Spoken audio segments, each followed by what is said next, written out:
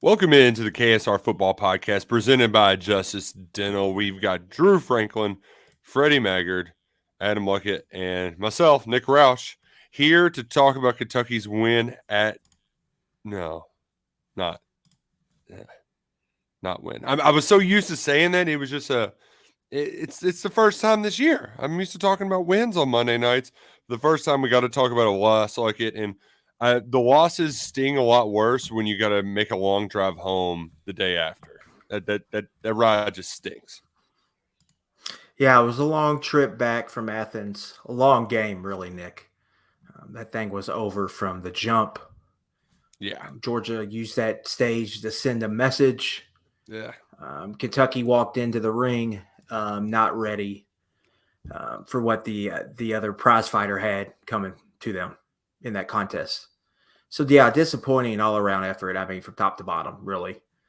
It's just one, like, throw the rearview mirror out and try to move on as fast as possible. I mean, Georgia really gave it to Kentucky on Saturday night, and Georgia played a game we really haven't seen them play all year. They had kind of been playing with their food a little bit, but they use that moment to send a message, I think, to the rest of the college football world that that national title still goes through Athens, and Kentucky was just on the wrong end of that. So now the Cats got to regroup, and they got to regroup right now with a quality opponent at home this week that is a tricky matchup. Yeah, the famous Mike Tyson words, or everybody was, you got to play it until you get punched in the mouth. Freddie, you probably did you watch Tyson fights back in the day? That's got to be right in your wheelhouse, right? Yeah, absolutely, we did. That's my daughter. Yeah, we did. I mean, normally you'd have to do pay-per-view, so a bunch of us would get it, and it'd last like 15 seconds. But, yeah, Tyson fights was number one viewing for our team. We love watching him fight. I was about to say, that had to be like the most anticipated 30 seconds, but like it's fun to watch a dude just get knocked out. Unless you're cheering for the dude who gets knocked out, which that was Kentucky on Saturday. If you got knocked out and you need your teeth fixed, Justice Dental, I'll take care of you. I'll hook you up. Whether you got your teeth knocked out and you need them all fixed, whether you just need them cleaned up, or whether you're taking your kid the first time, they will take care of you at either one of their convenient locations. They've got one on Wellington, one on Blazer as well. Visit them online and schedule your appointment at justicedental.com. Do it to it. You will not regret it. They're the best dentists in the biz. Drew, I don't like talking about losses, but at the same time, as like it said, it kind of Kentucky walked into a buzzsaw, so I couldn't even feel that bad. It was just kind of like, oh well, this sucks. I guess we go home. I mean, it sucks, but it feels like there was nothing Kentucky could do about it. No, it was over pretty much as soon as it started. With Georgia scoring right away, and then as soon as Leary missed Tavion Robinson on third down, you just knew it was one of those nights. If you're not making that throw and catch, you're certainly not winning in Athens. And from there, me and I think a lot of fans were kind of checked out. I was at KS Bar. It was a rowdy environment before the game, and for the first quarter and at halftime, I'll look up and there's a lot of empty tables. I mean, we didn't even get a full game of excitement here. It's crazy. I didn't finish my rewatch today. I got to the part where Jagger had the holding, then the personal foul, and then Flax had the holding, and I just turned it off, said I can't watch this anymore. I watch every game a second time on Monday. I didn't even watch the second half this time. It was just, from the beginning, a complete whooping. That was disappointing to see as a Kentucky fan. We can handle a loss, but not the way they lost that way on Saturday. Yeah, and it doesn't sting as bad for me because it's just, I know Kentucky wasn't going to beat that team, even if they brought their A game. I mean, maybe Michigan might beat that team. That's about it. So I think the part that's disappointing for a lot of fans is that we saw the kind of fissures, the cracks in the foundation, if you will, within the Georgia program. And we thought, well, maybe they aren't who we thought they were. And maybe we've shrunken the gap, when instead Kentucky went out and they got treated about like how a Georgia basketball team might get treated by a hungry Kentucky basketball team that's ready to prove something when a ranked team comes to town for the first time. That place was buzzing like it. They were fired up. It was not the right time for the Cats. And I think even if you gave them their A game. It was going to be a long night. Georgia was playing with something to prove, and offensively, that was, I think, the most disappointing part. Is you thought Kentucky's defense was one of the better defenses Georgia would play all year, and Georgia just did whatever the hell they wanted. Yeah, Sanford Stadium, I think, Nick, is the most underrated venue when you're talking about just like the big helmet logos in the SEC. That place bumps from a fan experience, I think, aspect, just with how they run the scoreboard and the music and all of that. Like, it's top of the line. Like, that is ball game, as you see some of the crowd shots from Peak here. For Kentucky, yeah, I think the defense was really disappointing. I mean, there's no getting around that. They got it shoved in their face on Saturday night, and they had no answers throughout the football game. I think offensively, we're starting to see those Liam Cohen scripts come back and have some real success starting games. But after the script runs out, they're kind of spinning their wheels a little bit, so they got to work on finishing games better on offense. But defensively was the big disappointment. I mean, they just could not buy a stop. And when they get a stop, they make a bad penalty. So it was just a disappointing effort all the way around.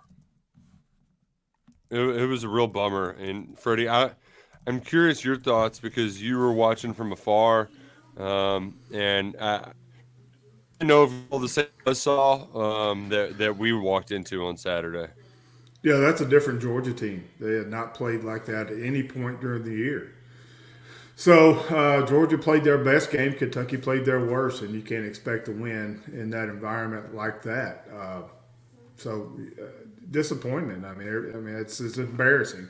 Embarrassing effort, embarrassing just across the line, and Kentucky got humbled real quick. I thought if the two teams that I'd seen play this year, I did not expect that outcome, but Georgia shows why Georgia's hadn't lost a football game in 672 days prior to that.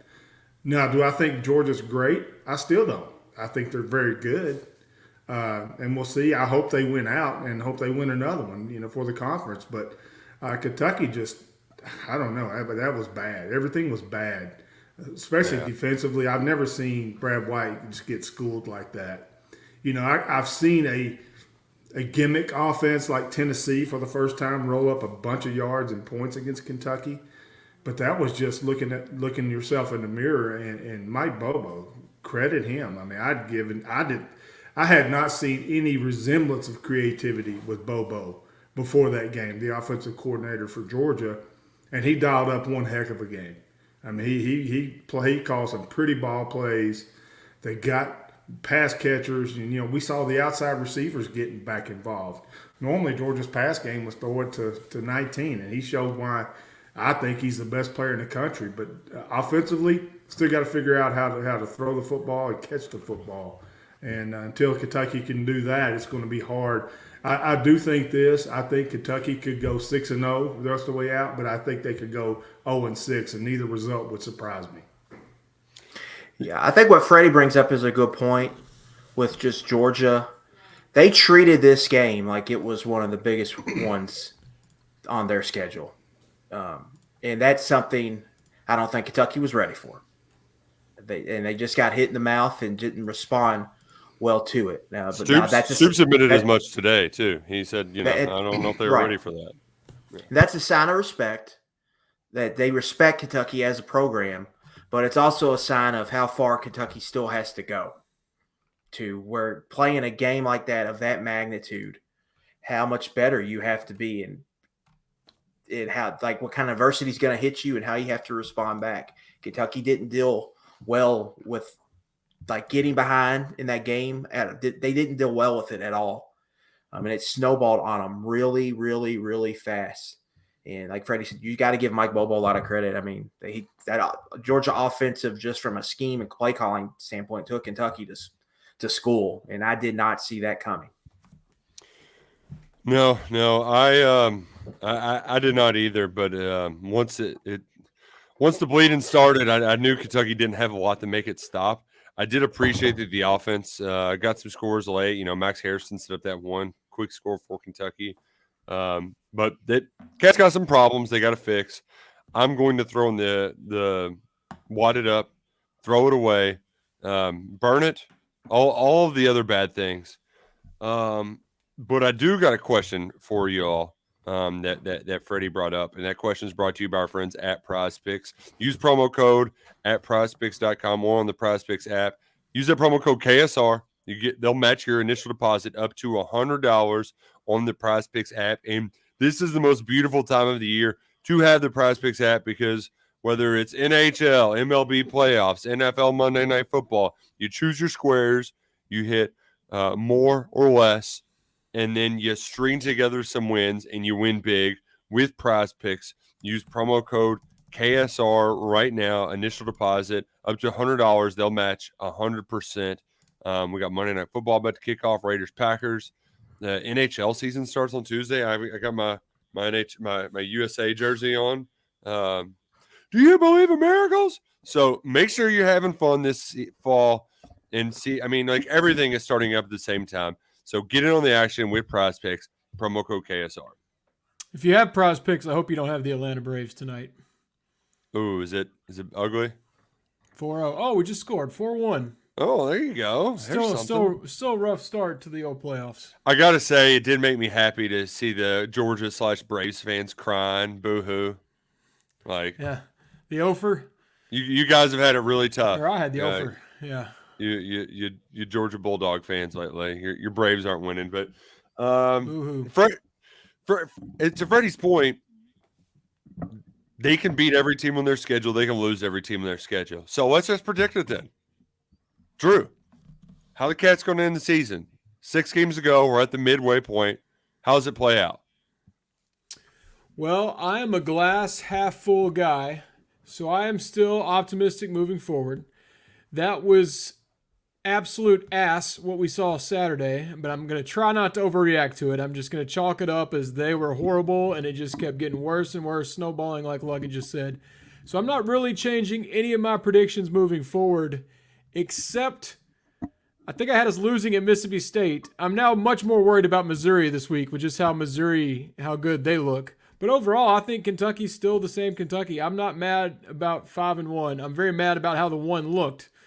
But, 5-1 at the halfway point in the season. I'm not upset right now in the big picture.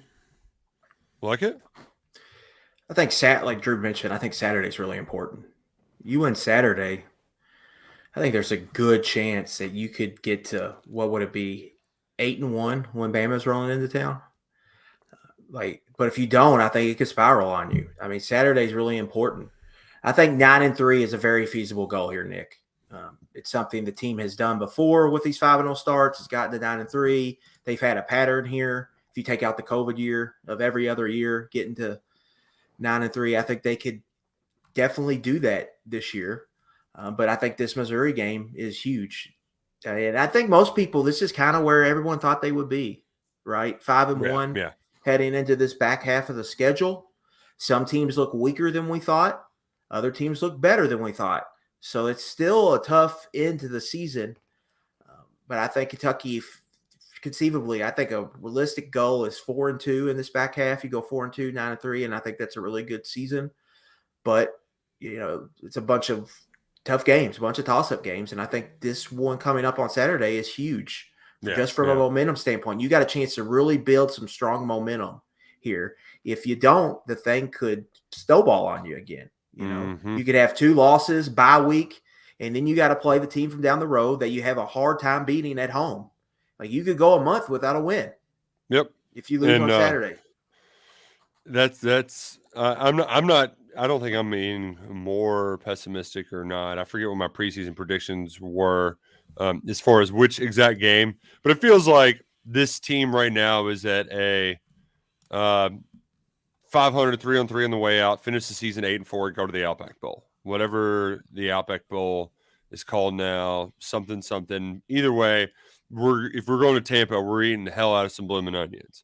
But the reason I'm more of the 500 mindset is that this weekend worries me more than it initially did, Freddie, because you know me. I don't like my boy drink. But if there were any sort of big picture takeaways or even short picture, whatever you want to call it, takeaways from Saturday, pass defense, pass offense. I thought the pass defense was better than what it was. Maybe the Kentucky's pressure and the havoc they created masked some of that. But the passing offense, I think it kind of is what it is at this point. We're 6 games in. There's not just going to be some sort of magical light bulb. Devin Leary is going to be inconsistent. He's going to have great throws. He's going to have terrible ones. And I don't know if they can score enough to beat Missouri, right? Like Missouri's going to score points. I don't know if this offense can score enough. Maybe Ray can run enough. But my just like very basic analysis is, without diving too much into Missouri so far, is I do worry about just passing offense. And is that passing defense that we saw yesterday or on Saturday a byproduct of a great Georgia offensive line not allowing Kentucky to get any pressure? Or, you lose Jalen Geiger, your safeties have been susceptible to some eye candy, or is that going to be a problem with Luther Burden and Brady Cook? So I'm a little worried about Saturday, Freddie, and I don't think that's me. That's like my craziest overreaction to the Georgia game. I'm right there with you, Nick, and I don't know why I'm so worried. Middle Tennessee, 23-19. Memphis, 34-27. I mean, this is Missouri, but I do think they're vastly improved. Put up 39 against LSU, but I mean that's LSU's bad defensively. They couldn't stop a nosebleed, right? So I mean, who is Missouri? I mean, who is Kentucky? I don't know. I had 8-4 for this team. I may be leaning more towards 7-5 right now, depending on how Saturday goes.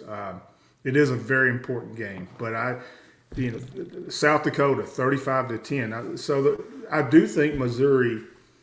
Luther Burden is who Kentucky wants badly Barryon Brown to be. But Barryon Brown, everybody's on Devin Leary justifiably, and I am too. He has not played well. Barryon Brown has not had a good year. I mean, it's time we talk about that. I mean, the gear down was a 30-yard completion shot, hit him in the chest, right? And how many times have we seen Kentucky tag routes to Brown that are long incompletions when he's not open, no separation, and you're looking at 2nd and 10. This staff has a definite tendency for that, and it's hurting Kentucky because they're not connected. Whether it's a pass or it's a Barryon Brown drop, there's something going on there. It's not working, but Cohen keeps going back and back and back and putting his team behind chains. Now, Leary has been nothing like I thought he was going to be. Yeah. His strength at North Carolina State, accuracy, decision-making, processing, we've seen bits of that, but it's been very, very disappointing as well. So while the blame, Leary should shoulder a lot of it, Kentucky's not been good around him at all. And we can't leave that out going forward. But I think, I don't know. I mean, Luther Burden's Kentucky just faced the best tight end in college football. Now they're going to face the best receiver with a red-hot quarterback and a stud offensive tackle on the left side. A couple of pros in the secondary, but Missouri's giving up a lot there too. I don't know. This game, Nick, I can see where you're worried, and it worries me also. I would still go 8-4, but I'm leaning more towards 7-5 if I don't see some things change pretty quickly from this offense and pass defense. I think one thing that we can't forget, though, is that Kentucky does have something on their side going in their favor this week. They've got the Big Blue Nation, and they've got Eli Drinkwitz. And he's really good at pissing down his leg when it matters most. Not as much as Mario Cristobal or Jed Fish. The Jed Fish, the coaching mistakes on Saturday. Like, I don't know how these coaches get paid so much money to be so dumb in such simple situations. But I digress. I think the home field aspect is going to matter a lot to help this team get up off the mat because they clearly weren't ready for Saturday. And the other good thing is in all of your tough games, you're at home, right? Like, oh no, you've got to go to Louisville. Like, oh, twist my arm. There ain't going to be 25,000 UK fans there. Same thing goes with South Carolina, Mississippi State. I know Mississippi State's a house of horrors, but Drew, I would rather play. I mean, is Mississippi State the worst team in the SEC? Maybe them or Vanderbilt. Yeah, I would say I don't know if Stoops needs to recycle the pound the beers. I think it was evident that worked against Florida, and this is a night game. But that energy they had at before Kroger last time they were in Lexington, that really impacted the game. The players talked about it. Stoops talked about it. I know I know Missouri isn't Florida, but you're right. The crowd support will really matter, and I hope fans do take it kind of some ownership in it and do their part again without Stoops having to tell them to get up at 8 a.m. and pound beers, because that does matter. And a very good Missouri team in the way they play offense will need it to be getting loud in Kroger Field.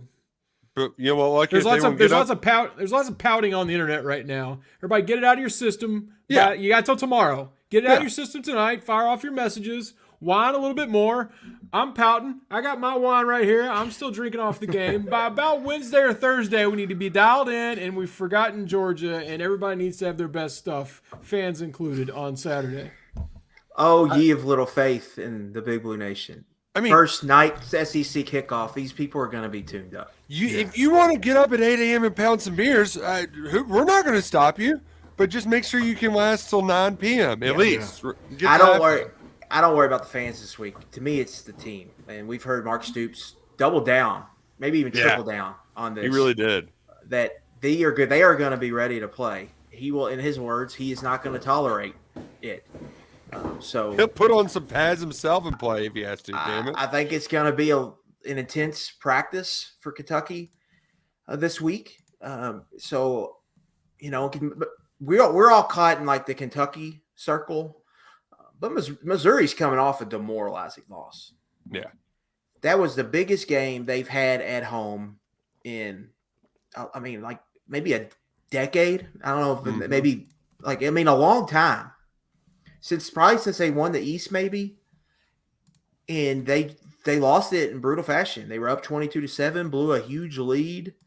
Brady Cook throws his first 2 interceptions of the season. Like, that's a tough win to bounce back from, and they got to travel on the road. So Kentucky does have that in their favor, and I think that could play a big part in this game. My biggest worry is just that offense can go. And so Kentucky, in a long game, I would have concerns about if Kentucky left points on the board early, because as these games are progressing, I think Kentucky's offense is having issues once their plan runs out, because they can't drop back pass, right? So, like, once their plays, their concepts for that week are dried up and they have to go back to what they do, like traditional, their bread and butter, they've struggled at that. Where Missouri, that's not going to be the case. They're going to be able to chuck it to Luther Burden in the fourth quarter, and he's going to get open underneath, and he's going to make people miss run after the catch. And so that is the concern, I think, for me. And it's just a really, really tricky game because Kentucky, that pass defense is, there's reasons I think to be concerned about it right now. And then offensively, if they have to go score 34 points on Saturday, I'm not sure that they can do it without any help from the defense or special teams. And so you add all that together, and it's not like they've been really good at shootouts when shootouts have occurred under Mark Stoops. They've won a couple, but they've also lost a couple, specifically in that stadium over there at Kroger Field. You talk about Ole Miss twice and Tennessee once here in recent years. So that's the most concerning part to me. It's a really tricky game for Kentucky, but there are some indicators in good way on their side too that I think you have to point out. So, it's a true toss-up game. And I didn't mean to single out Barryon. I'm just saying that pass. The whole group. Yeah, the whole group. Yeah, Dane's not had the year he wanted to have. Excuse me. And if I'm not mistaken, 11 receptions by the tight end room. I have it written down here somewhere, but it's the whole operation. But Leary has to get better. There's mechanical issues that we've heard about. I don't know what's going on because he's missing like the one to Robinson. You just can't miss that. And you scheme up a chunk play, an explosive, and you got to hit it. And I brought up Barryon because they keep going back to that play. They finally hit a gear down, caught Georgia in the cover 2.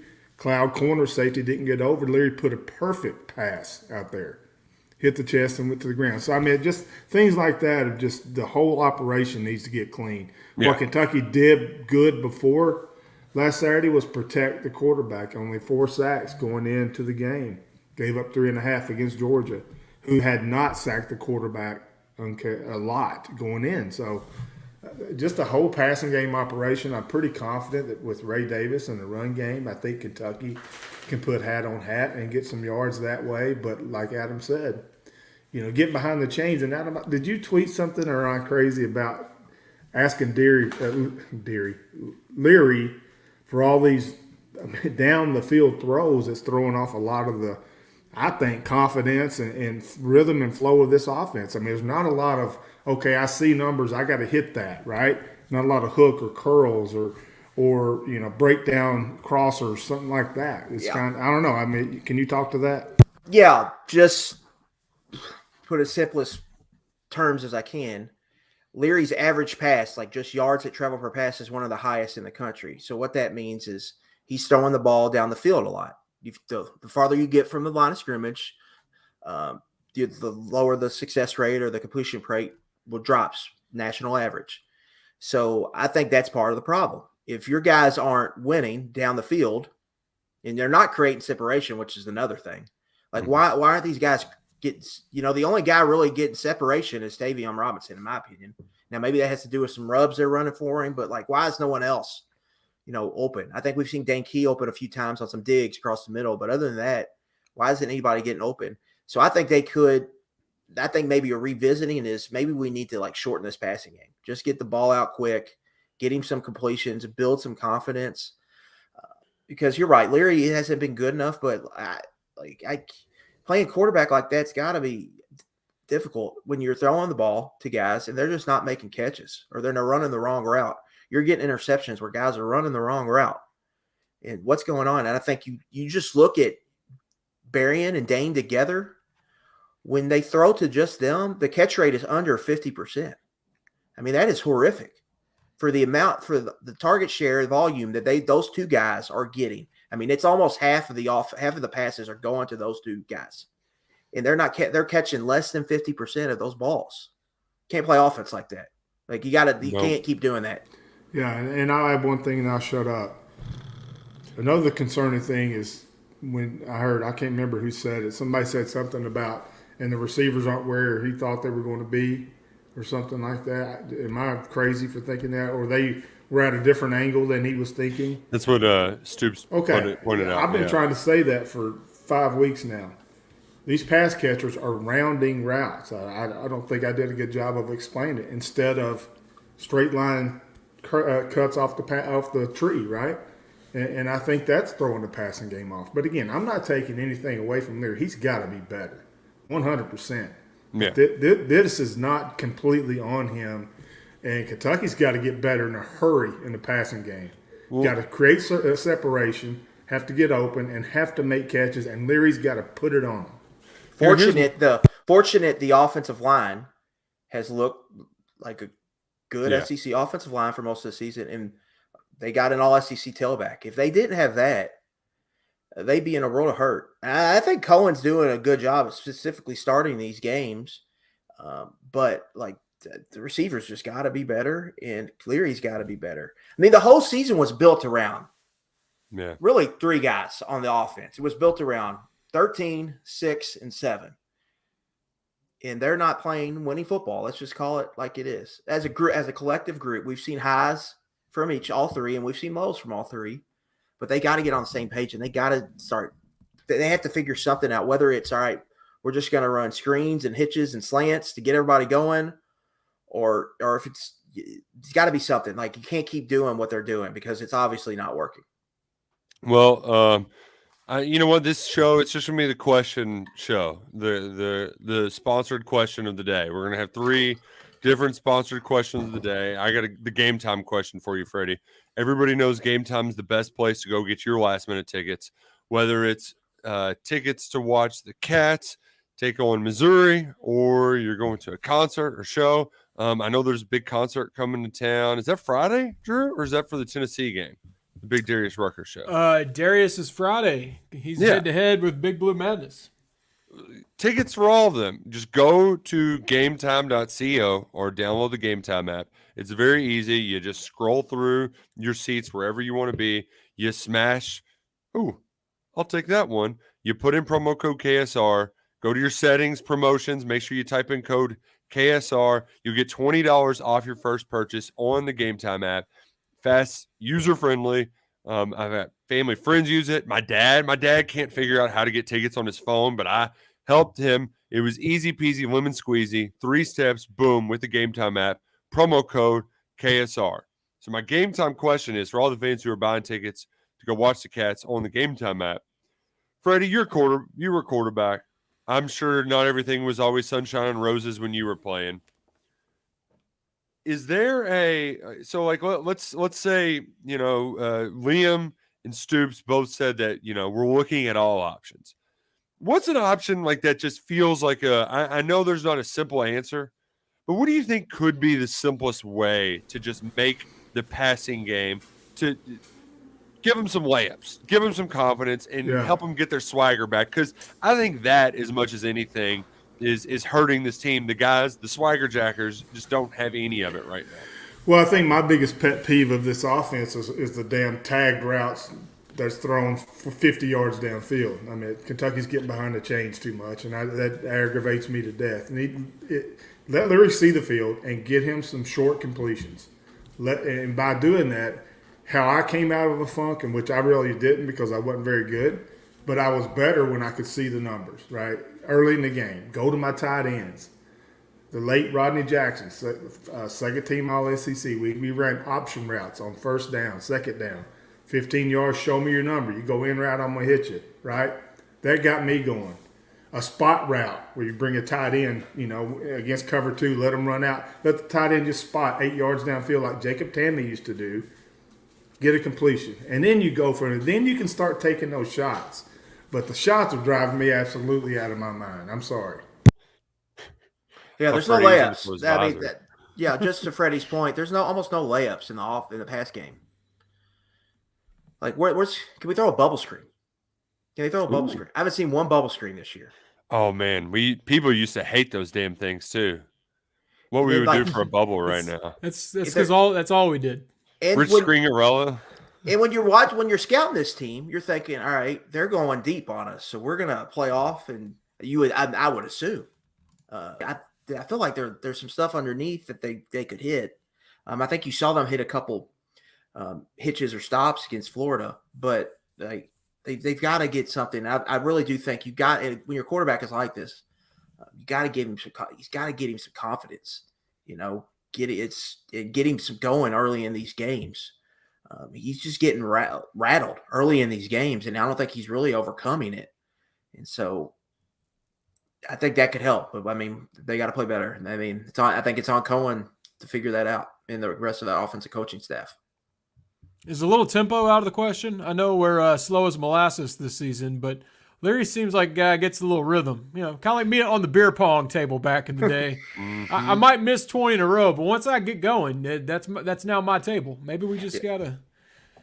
Well, we saw it on Saturday. That was that the holding call or the late hit? It was one of the penalties. They went to the line quick and then got it to Barry on for a quick little out. I believe that was the unsportsmanlike. That was the late hit on Jagger. I believe, Nick, but I could be wrong.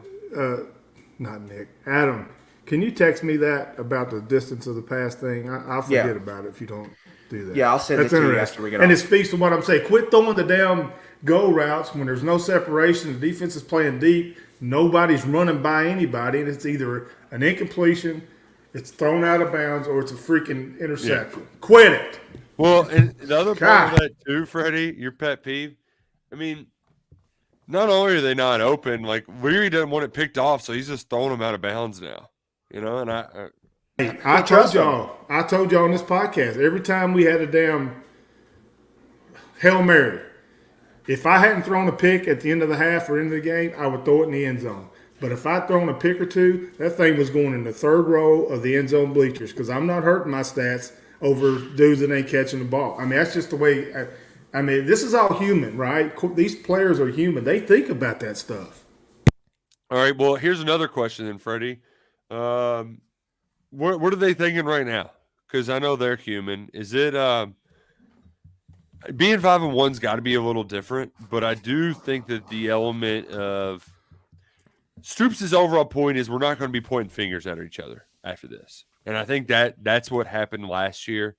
How do you make sure that that adversity doesn't strike? Like, is this got to be does somebody got to go in there and set the tone from a player standpoint, or can Stoops unilaterally do that? And coaches can scream and yell all day long, but unless it's police player accountability, it's not going to work. I mean, that's just I don't care who it is. I don't care if it's Bear Bryant. I don't care if it's Nick Saban.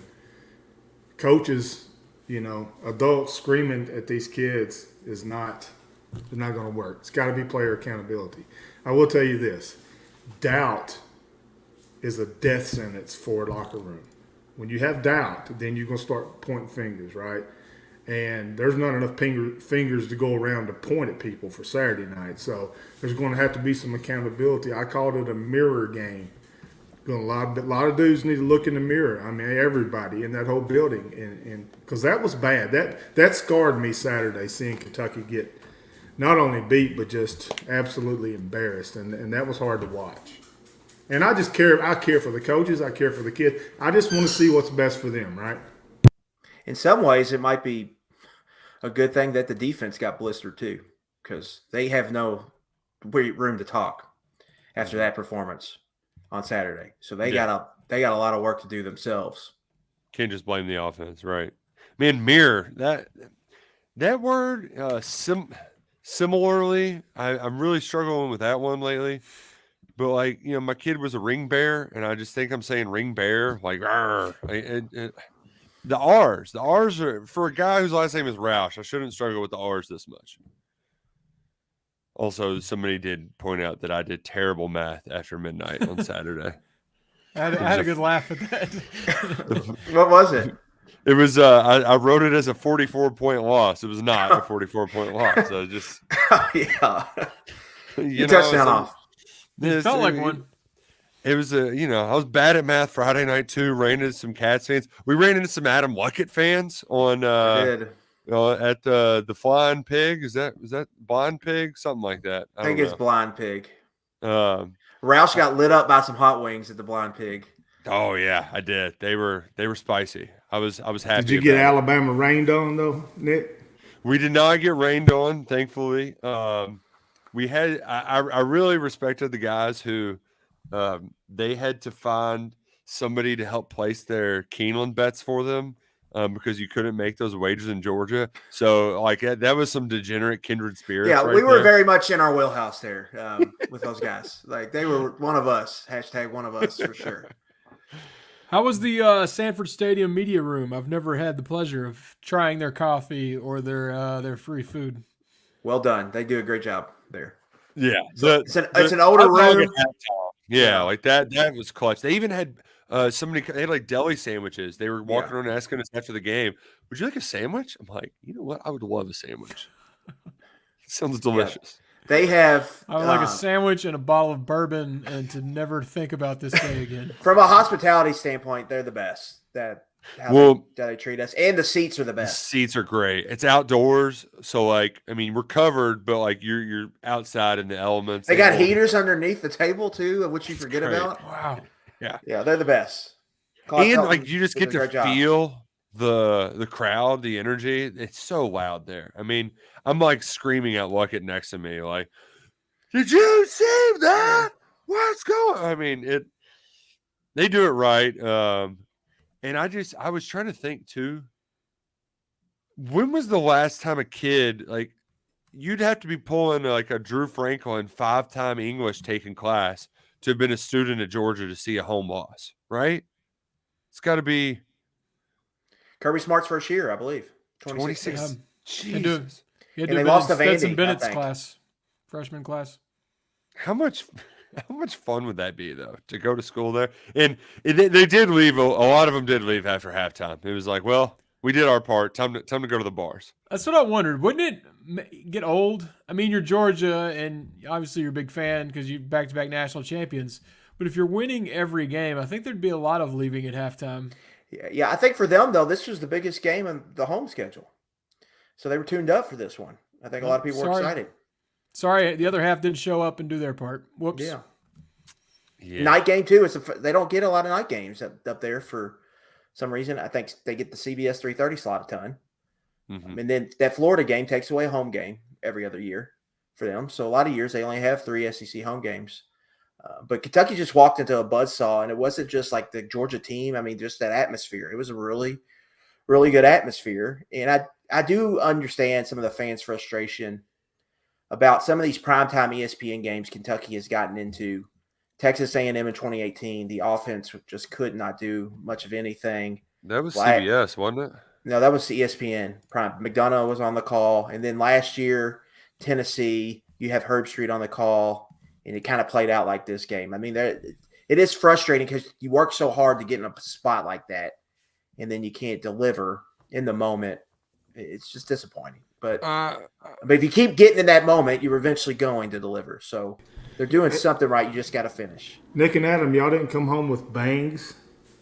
No. I see a lot of bangs in the crowd there. I try on boots. Yeah, I hate that narrative like it. When are we going to win a big one? It's like, well, you get like one of these games a year, and it's against one of the 5 best teams in the country. Like, yeah, I know you would like to win one, but it is asking a lot. Like, can you just beat one of the 3 best teams in the sport, please? And it's like, I mean, yes, I would love that to happen too, but like, I'm not going to cry me a river and boo freaking, oh no, we're the worst team ever. It's like, no, they've won a lot of games. They beat a lot of ranked teams.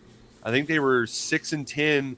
Yeah, they were 6-4 in their last 10 games against top 25 teams going to that one. So they're still above 500 in their last 11. Like, they're beating good teams, but like, yes, I'm sorry that they didn't play better against the number 1 team in the country that hasn't lost in 23 games.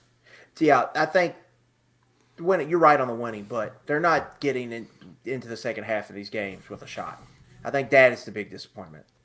Like, it is the big stage for the program, and they're not. There's not even close in the second half. So that is frustrating, and I get that. I'm just hell-bent that game was not a 7 o'clock game, too. The 2018 one. But that one, that's really irrelevant because I remember being hot, but maybe it was just hot.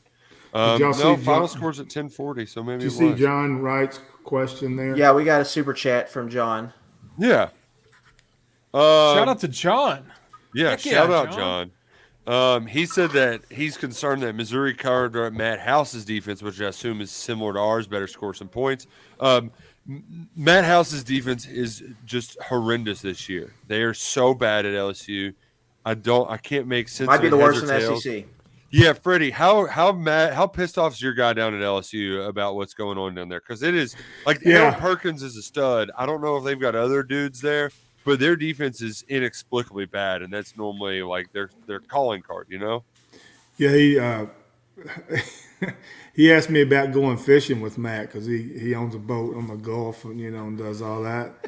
Then he texted me during the Missouri game. He said that House would have a lot of time to go fishing next year if this keeps up. So I don't think they're very happy with him right now. LSU's given up 40 points a game in the last 3 weeks. It's not good.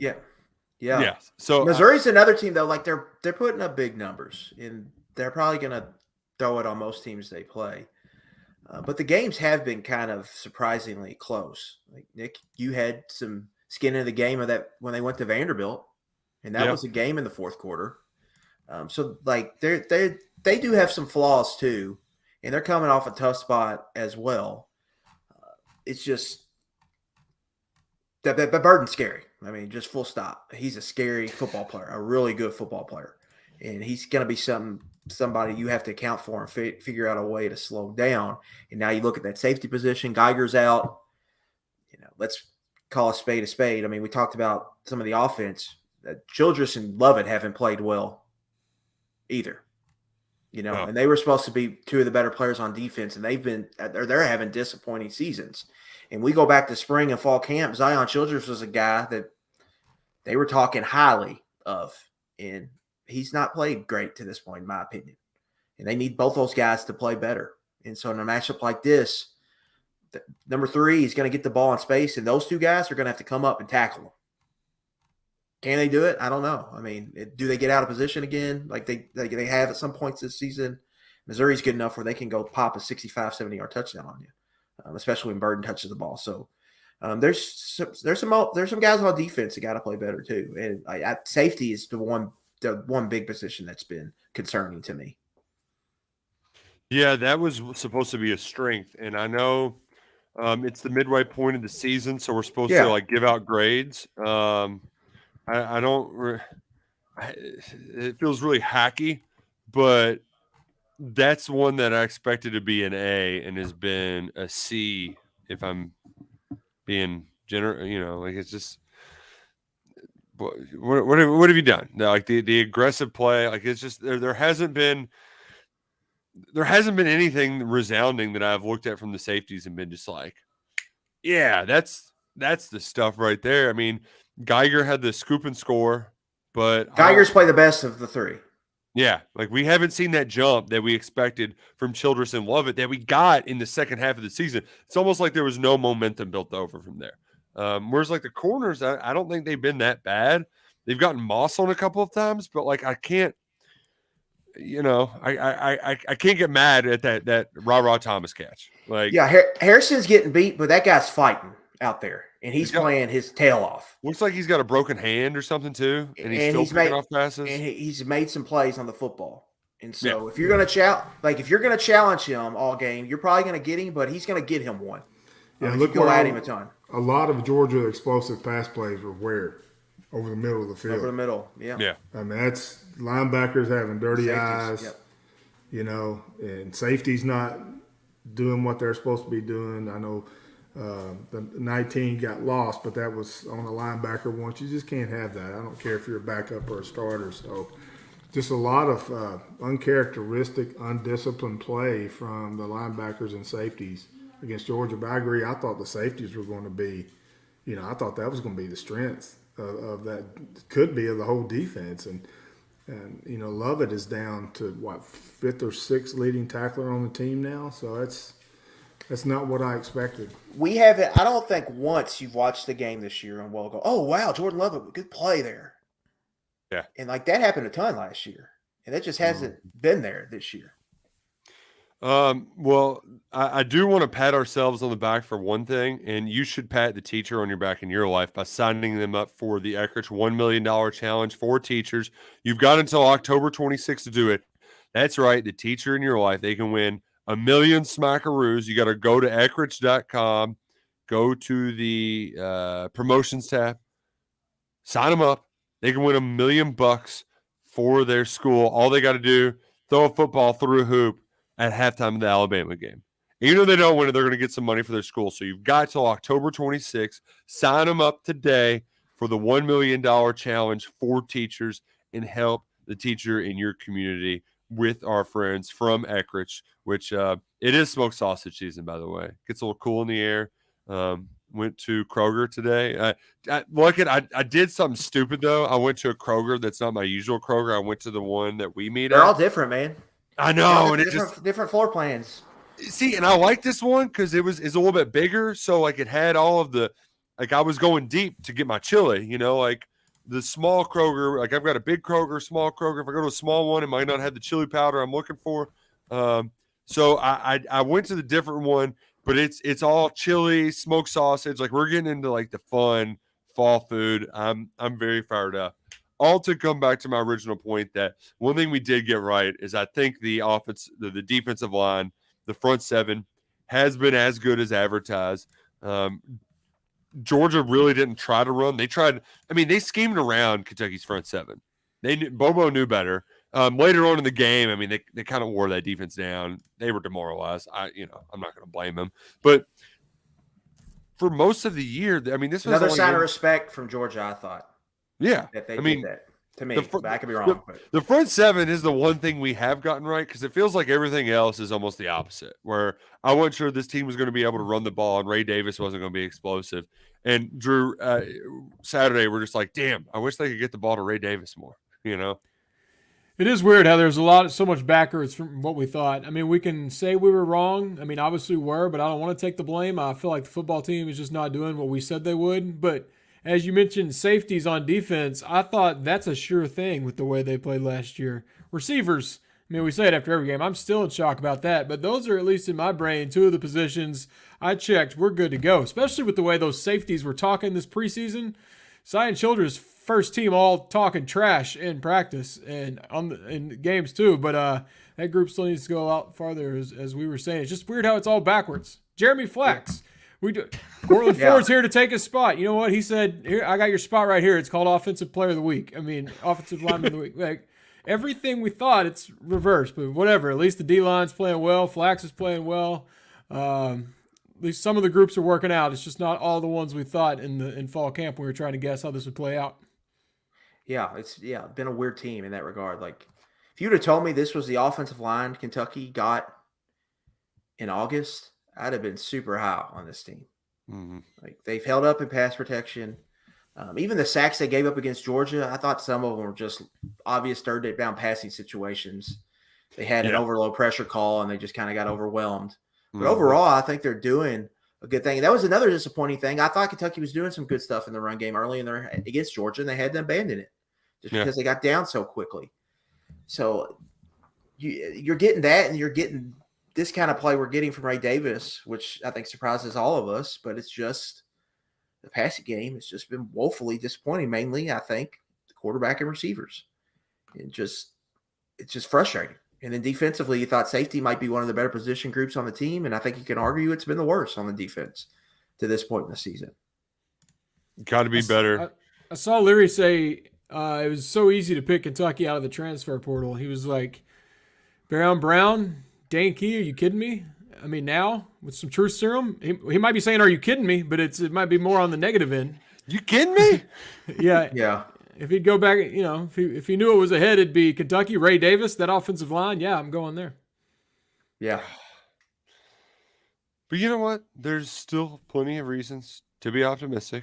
As I said earlier, it is Eli Drinkwitz. I mean, remember last year what Kentucky did in that game? They had no business winning that game. And then Missouri tackled a punter and Kentucky won. I mean, Dane Key put the team on his back a year ago. We've had the Ahmad Flagner play. He had a great game up there. 2 years ago, something crazy happened 2 years ago too, if I'm not mistaken, back here at Kroger Field that they were all whining about. It's a negative, but I'll never forget them surrounding Boss Man Fat. That lives in my head with Missouri football when their team was surrounding him when he was down on the field at Missouri.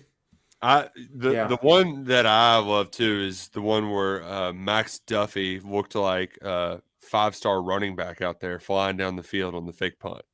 That was great. And that was also after a bunch of losses. I think Kentucky had a bye. I believe that was that the first game of the Lynn Bowden experience?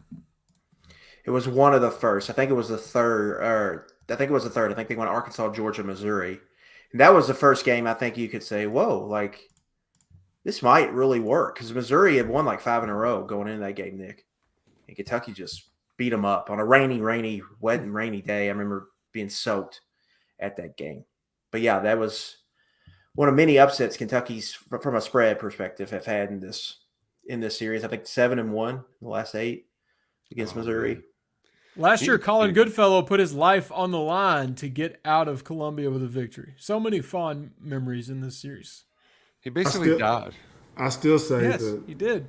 The second half when Kentucky held to Missouri to 0 first downs was one of the most impressive things I've ever seen in my life watching football. I mean, that was like 13 Coach straight Yost. 3-and-outs. Almost Remember as the impressive. Titans. Not another yard. Almost as impressive as the gumbo I had at McLean County last Thursday, which was excellent. Prepared by a tugboat captain, or at least that's what he said. I believed him. He sold it, but I don't know. He could be a police officer. I don't know. But the gumbo was delicious. Well, and is it up to Covcath this Friday night to see Willie? Yes. Yeah, we're going to go see Willie Rodriguez and hold on, I got it here. Caden Custard from Harrison County that's put up a gazillion yards. So he's had some crazy numbers. Yeah, the Kroger KSR, Drew, I thought you were going to interrupt those guys blaspheming Kroger a while ago, but no. Yeah, we love our Kroger. Yeah, but we're going up there. They move stuff around to keep you on your toes. That's the floor plan. I've never been to Covcath, and I'm excited about that because they have lights now. They used to play their games on Saturday. Yeah, that's right. Yeah. Ever since we student section started this rocks. podcast, I've been trying to figure out who Freddie looks like. It just hit me. You are Doug Peterson right now. It's the hair. It's the hair. You have gone so into Luke Fortner and the Jacksonville Jaguars that you're Doug. The pencil in the visor, the hair. You are Doug Peterson. It just hit me. Everything's backwards on this thing. Yeah. You got to go opposite end. There you go. You've gone full Jacksonville Jaguars on us. Hey, listen. How great was that game?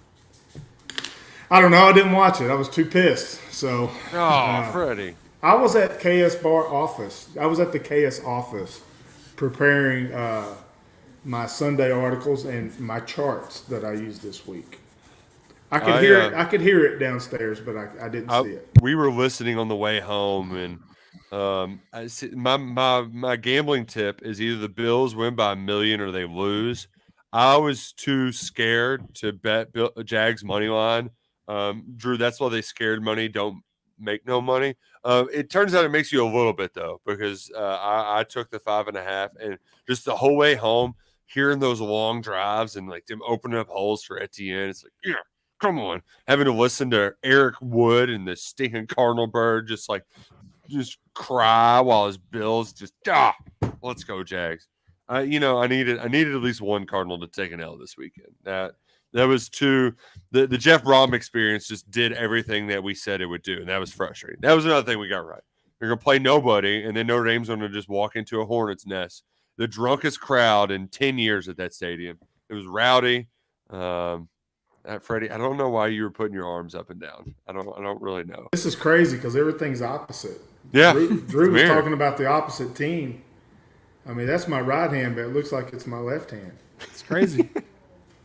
But also the people who just like came out and are now all of a sudden worried about Louisville beating Kentucky, and oh my gosh, Louisville might not lose the game. Their schedule's so bad. Like, you all, have you watched Purdue? Did you watch Purdue football? Did you watch Western football? Like, no, you didn't. I did, and I watched them lose the teams they shouldn't lose to. They go down to Ruston on a sleepy Saturday night. It was ugly. They lose the game they shouldn't lose.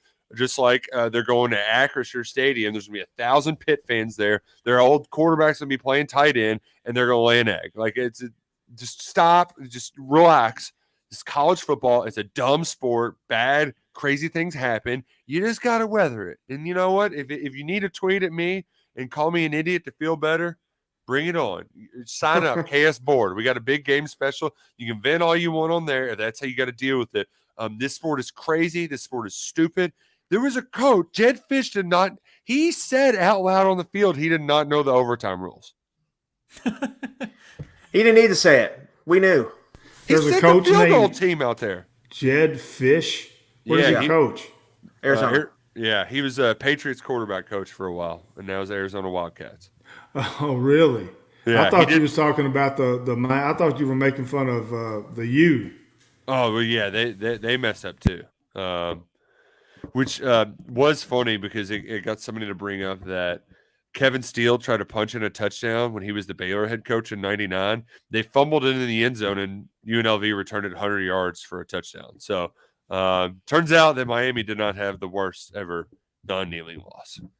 That was Kevin Steele, Alabama defensive coordinator, Kevin Steele. And apparently old, maybe not everyone's favorite offensive coordinator, Shannon Dawson, was part of that and part of that decision-making process. So that's not going over well in South Florida. No, it's not.